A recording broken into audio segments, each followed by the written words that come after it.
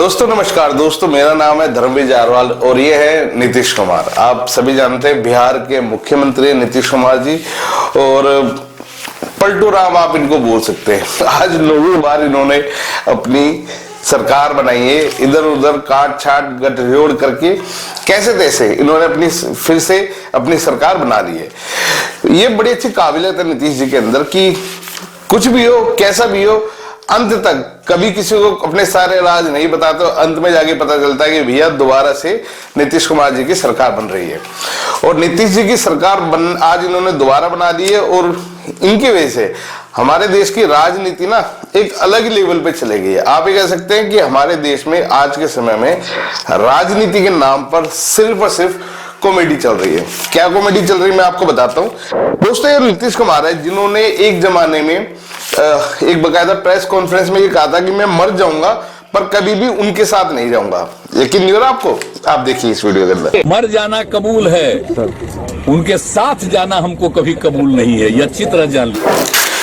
तो दोस्तों सुना आपने? अच्छा, इन्होंने तो जो कहा तो कहा। अब जब नीतीश कुमार जब इतनी बड़ी बात बोलेंगे, क्योंकि आप सब जानते हैं कि एक जमाना था जब नीतीश कुमार ने एनडीए के साथ गठबंधन करके बकायदा बिहार के अंदर अपनी सरकार बनाई थी और काफी लंबे टाइम तक वो सरकार चली थी। अब जब नीतीश कुमार जी ऐसे बयान देंगे तो आपको क्या लगता है कि भारतीय जनता पार्टी चुप रहेगी? नहीं, बिल्कुल नहीं। और हमारे मोटा भाई मतलब अमित शाह जी तो वो तो वैसे भी चुप कहाँ रहने वाले थे। उन्होंने तो नीतीश शाह के लिए बकायदा एक सार्वजनिक मंच पर यह बात बोल दी थी कि उन्होंने नीतीश के लिए अपने सारे दरवाजे बंद कर दिए हैं। यकीन नहीं हो रहा आपको? ये सुनिए। एक बात स्पष्ट कर देता हूं, किसी के मन में ये संशय हो कि चुनाव के परिणामों के बाद नीतीश बाबू को फिर से भाजपा एनडीए में लेगी, तो मैं बिहार की जनता को स्पष्ट कह देना चाहता हूं और लल्लन बाबू को भी स्पष्ट कहना चाहता हूं, आप लोगों के लिए भाजपा के दरवाजे हमेशा के लिए बंद हो चुके हैं।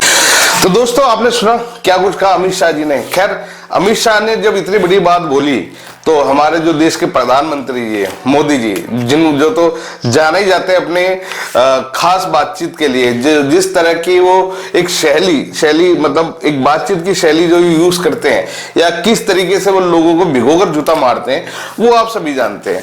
अब मोदी जी कहाँ चुप रहने वाले थे भाई? जिस आदमी के साथ उन्होंने गठबंधन करके उसकी सरकार बनवाई और वो अगर पलट जाए तो फिर मोदी जी कहाँ चुप रहने वाले थे? मोदी जी ने तो अपनी बकायदा भाषण के अंदर नीतीश कुमार को एक अश्लील व्यक्ति घोषित कर दिया था। नहीं सुना? मतलब बिल्कुल यकीन नहीं हो रहा ना आपने? ना आपने सुना होगा, हम आपको सुनाते, सुनिए। स्टोव में कोयला डालते हो, उसको जलाते हो। अरे यार एडिटर, ये नहीं भाई, ये वाला नहीं, मोदी जी वाला चला यार। ये थोड़ा चलाना है अभी। तू भी हर जगह राहुल गांधी को घुसेड़ दे यार, मोदी जी को चलाओ। जो इंडिया अलायंस का झंडा लेकर के घूम रहे हैं, जो देश की वर्तमान सरकार को उखाड़ फेंकने के लिए भांति भांति के खेल खेल कर रहे हैं, वो इंडिया अलायंस के नेता ने विधानसभा के अंदर, जिस सभा में माताएं बहनें भी मौजूद थी, कोई कल्पना नहीं कर सकता है ऐसी भाषा में बद्दी बातें की। कोई शर्म नहीं है उनको। इतना ही नहीं, इंडियन अलायंस का एक भी नेता माताओं बहनों के इतने भयंकर अपमान के खिलाफ एक शब्द बोलने के लिए तैयार नहीं हुआ। तो दोस्तों सुना आपने मोदी जी ने क्या कुछ कहा। दोस्तों अब बात करते हैं इंडिया अलायंस की। आपको सभी को पता है कि नीतीश कुमार वो इकलौते ऐसे व्यक्ति थे जिन्होंने जगह जगह स्टेज में घूमकर सारे नेताओं को इकट्ठा करके इंडिया अलायंस बनाया था। और जब इंडिया अलायंस बनाया उन्होंने तो उनका मोटिव ये था कि भाई किसी भी तरीके से सारी पार्टी एक साथ मिलकर मोदी जी को हराएंगे। अब मोदी जी को हराने के लिए इन्होंने इंडिया अलायंस बनाया था। आज जब वो समय आ रहा है धीरे धीरे, क्योंकि चुनाव नजदीक आ रहे हैं, तो हुआ क्या नीतीश कुमार जी पलटी मारकर चले गए। खैर इन्होंने तो पलटी मार दी। अब आपको एक महान आदमी के बारे में और बताते हैं। देश के सबसे ईमानदार व्यक्ति, जी हाँ बिल्कुल सही समझा आपने, अरविंद केजरीवाल, दिल्ली के मुख्यमंत्री, वो क्या कुछ कहते हैं इंडिया अलायंस को लेकर, आप जरा वो भी सुन लीजिए। क्यों बॉडी डबल यूज किया था बास में? अरे यार एडिटर, फिर वही भाई, ईमानदार आदमी अरविंद केजरीवाल, दिल्ली के मुख्यमंत्री अरविंद केजरीवाल, हाँ उनको दिखाओ, उनको चलाओ, ये भी चला लेना बाद में, पहले वो तो दिखा दो यार। तुम तो हर जगह राहुल गांधी और हेमंत बिस्वा इन्हीं को घुसेड़ देते हो यार आपस में, ईमानदार आदमी दिखाओ। देश के नेताओं को इकट्ठा करने से देश नंबर 1 नहीं बनेगा। 130 करोड़ लोगों को अलायंस करने से देश नंबर 1 बनेगा। मैं किसी के भी खिलाफ नहीं हूं, लेकिन ये जोड़ तोड़ की राजनीति, ये अलायंस, ये सब मेरे को समझ नहीं आते। ये राजनीति उनके जिम्मे, स्कूल बनवाने हो तो मेरे को बुला लो, अस्पताल बनवाने हो तो मेरे को बुला लो। तो दोस्तों ये थे हमारे सबसे बड़े ईमानदार आदमी, उनका क्या कुछ कहना था। और ये वो ईमानदार आदमी है जो खुद अपने मुंह से कह रहे हैं कि ये अलायंस गठबंधन इसमें विश्वास नहीं करते, ये विश्वास करते काम करने के लिए। ये अपना आपको ये बोलते हैं भैया मैं तो इलेक्ट्रिशियन आदमी हूं, मेरे से पंखा ठीक करवा लो, पर ये गठबंधन इनको समझ में नहीं आता। और जब इंडिया अलायंस बना तो ये सबसे पहले नेता थे जो सबसे पहले जाकर उसमें शामिल हुए थे। तो दोस्तों ये हमारे देश की राजनीति अभी फिलहाल चल रही है। तो दोस्तों अब ये कहानी हमारे देश की चल रही है। अच्छा, अब मैं आपको एक बड़ा ही मजेदार शख्स दिखाता हूं जो कि हमारे पलटू राम, क्षमा कीजिए, मतलब नीतीश कुमार जी के भतीजे हैं और जिनके साथ अभी बकायदा पिछले कुछ सालों से सरकार चल रही थी। नीतीश कुमार के बारे में तेजस्वी यादव, लालू प्रसाद के बेटे और उनके सपूत, लालू जी के सपूत तेजस्वी यादव, वो क्या कुछ कहते हैं नीतीश कुमार के बारे में, एक बार जरा उनकी भी राय सुनिए। क्या बोले, ऐसा कोई सगा नहीं जिसको हमारे चाचा ने ठगा नहीं। आप लोग बचपन में एक मूवी देखा था मैंने, चाची 420, अभी देख रहे चाचा 420।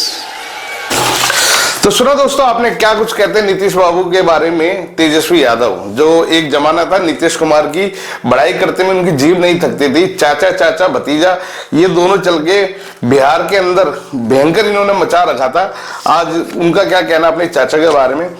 खैर दोस्तों, जब ये सब कुछ चल ही रहा है तो अब इन सब के बीच में देश की बहू, जी हाँ बिल्कुल सही पहचाना आपने, हमारे देश की बहू स्मृति ईरानी, वो कहाँ चुप रहने वाली थी। एक जमाना था जब उन्होंने बकायदा एक प्रेस कॉन्फ्रेंस में हमारे जो नीतीश बाबू हैं उनको सबसे घटिया आदमी का खिताब दे दिया था। यकीन नहीं हो रहा आपको? सुनिए क्या कुछ कह रही है स्मृति ईरानी। और अंग्रेजी में एक शब्द है डिस्गस्ट, कि नीतीश कुमार इंडिया अलायंस के संस्कारों का परिचय देते हुए देश की महिला के बारे में जिस प्रकार से अभद्र बात बोल चुके हैं। तो दोस्तों सुना आपने स्मृति ईरानी का क्या कुछ कहना था नीतीश बाबू के बारे में। और आज ये वही नीतीश है जिन्होंने बीजेपी के साथ मिलकर बिहार के अंदर दोबारा से अपनी एक सरकार बना ली, 9वीं बार उन्होंने बकायदा शपथ ले ली है। तो ये नेता दोस्तों कभी किसी के नहीं है, ठीक है ना। और इतना सब कुछ देखने के बाद हमें इतना तो समझ लेना चाहिए कि इन नेताओं के लिए सबसे प्यारी जो चीज है वो है इनकी कुर्सी। कुछ भी हो जाए ये किसी भी हालात में अपनी कुर्सी जाने नहीं दे सकती। नीतीश बाबू इसके एक जीता जागता एग्जाम्पल है। नीतीश ने हर बार जोड़ तोड़ करके किसी भी तरीके से अपनी सरकार बनाई है। और ऐसा नहीं है कि ये हाल खाली नीतीश कुमार का है, सारे जितने भी हमारे देश के मुख्यमंत्री, चाहे आम आदमी पार्टी हो, कांग्रेस हो, बीजेपी हो, आरजेडी हो, जितनी भी पार्टी है, उनका मेन उद्देश्य देश की जनता की सेवा करना नहीं है, सिर्फ अपने आप को राजनीति में रखना और एक राजभोग का आनंद लेना। बस ये लोग राजभोग का आनंद लेना चाहते हैं कि जब ये घर से बाहर निकले तो 8-10 गाड़ी इनके साथ हों, पुलिस वाले हों, नौकर चाकर हों, फ्री के बंगले हों और फ्री की सरकारी सैलरी हो। काम तो इनको कुछ करना होता नहीं, क्योंकि काम क्या होता तो शायद हमारा देश आज कहां से कहां पहुंच जाता। और बिहार के अंदर तो क्या हालात हैं ये हमारे देश में शायद किसी से छुपे नहीं है। तो दोस्तों ये सब कुछ चल ही रहा है। और जब ये सब कुछ चल रहा है तो अब सबसे हैरान की बात जो है वो ये है कि इतनी मेहनत मशक्कत करके देश के सभी विपक्षी नेताओं ने इंडिया अलायंस जो बनाया था, जिसके मेन कर्ता धर्ता नीतीश बाबू थे, आज वो तो पलटी मार के बीजेपी के साथ होली है। अब इन सब का क्या होगा ये बड़ी एक सोचने वाली बात है। तो दोस्तों ये सब कुछ चल रहा है। और जैसे कि आप सब जानते हैं देश की सबसे बड़ी पार्टी एक जमाने में कांग्रेस हुआ करती थी।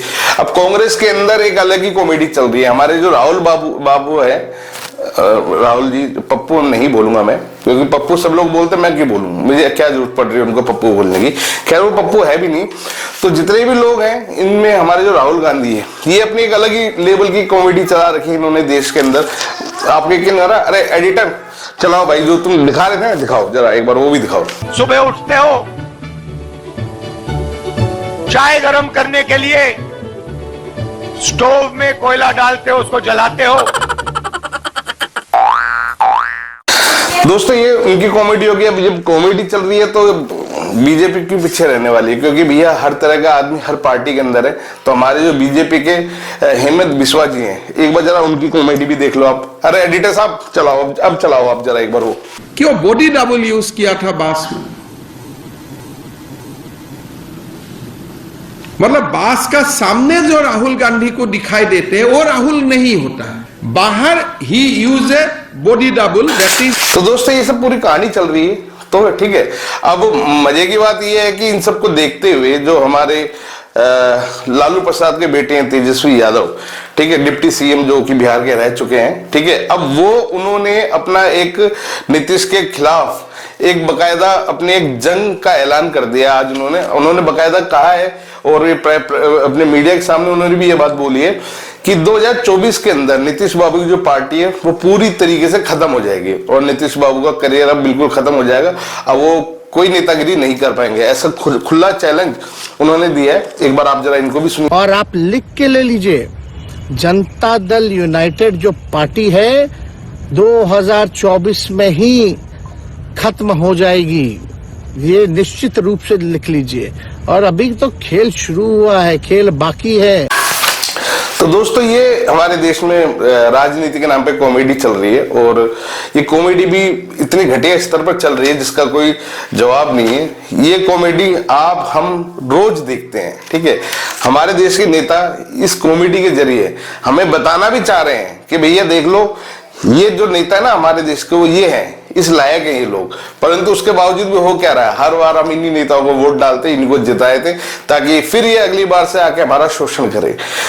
देश के लिए क्या करते क्या नहीं करते। अब मैं अगर बात करूं नीतीश कुमार जी की, कहने को बिहार के अंदर शराब बंद है, परंतु आप रोज अखबार उठा के देख लो, रोज वहां शराब के, नकली शराब से पीने वाले मरने वालों की खबरें होती हैं।